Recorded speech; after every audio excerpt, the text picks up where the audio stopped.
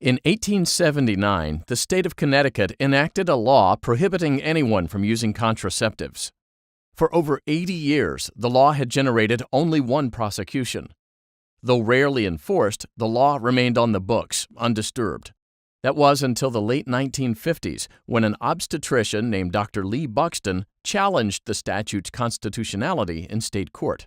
Dr. Buxton's suit was joined by 3 other plaintiffs using pseudonyms. Plaintiff Jane Doe's first pregnancy left her seriously injured, and another pregnancy could kill her. Plaintiffs Paul and Pauline Poe had 3 babies in a row die of severe genetic defects. Another pregnancy would threaten the psychological and physical health of both Poes. Jane Doe and the Poes wanted to buy and use contraceptives, but feared they'd be prosecuted under the contraception ban. Dr. Buxton wanted to give contraceptive advice to his patients, but he feared prosecution too. Together with his patients, Dr. Buxton sued Abraham Ullman, the Connecticut state's attorney, seeking a declaration that the contraception ban was unconstitutional under the Due Process Clause of the 14th Amendment. Ullman had never targeted Dr. Buxton or his patients for prosecution, but during the litigation, Ullman pledged to enforce all Connecticut laws, including the contraception ban. Ullman stuck to this policy, even though the ban was rarely enforced, widely ignored, and Connecticut drugstores openly sold contraceptives. The trial court dismissed the claims, and the Connecticut Supreme Court of Errors affirmed. The Poes petitioned for review in the United States Supreme Court, which granted cert, presumably to address the statute's constitutionality. However, instead of deciding the due process claims, a divided Supreme Court instead considered whether federal courts could consider constitutional challenges to dormant laws, which have gone unenforced for many years. Writing for a plurality of the court, Justice Frankfurter held that Poe and the other plaintiffs did not present a justiciable issue because they didn't face a real or immediate threat of harm.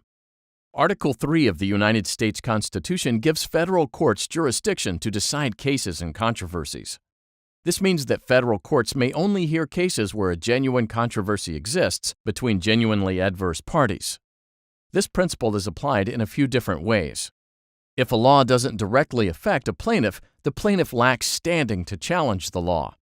Similarly, if the harm is only potential and requires further action or proceedings before it can affect the plaintiff, the challenge isn't ripe for review. And if opposing parties don't actually have adverse interests, but seem to be working together to obtain a desired ruling, the case will be dismissed as collusive. According to these principles, courts should adjudicate a law's constitutionality only if the challenging party faces an actual and immediate threat of harm from that law.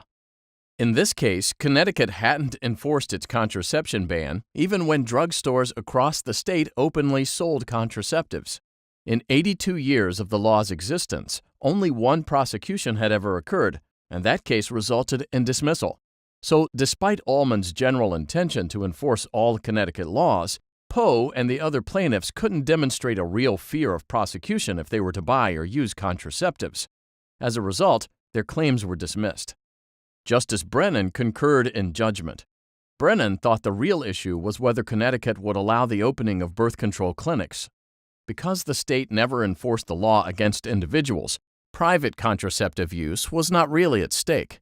In Brennan's view, the court couldn't decide the real constitutional issue until a suit about birth control clinics arrived. Justice Black briefly dissented. He would have decided the constitutional issues. Justice Douglas also dissented. He disagreed that the Connecticut law was a dead letter, noting that clinics had closed after the single prosecution mentioned in the plurality opinion. He would have struck down the Connecticut law under the 14th Amendment's Due Process Clause. Justice Harlan also dissented, arguing that the Poes were threatened with real and imminent harm. He would have struck down the Connecticut law as a violation of the 14th Amendment's Due Process Clause. Justice Stewart filed a brief dissent, agreeing with Justices Douglas and Harlan. Shortly after the Poe decision, Dr. Buxton and Estelle Griswold of the Planned Parenthood League followed Justice Brennan's suggestion and opened a birth control clinic in Connecticut. Buxton and Griswold were arrested 10 days later, setting the stage for a landmark birth control ruling 4 years later in Griswold v. Connecticut.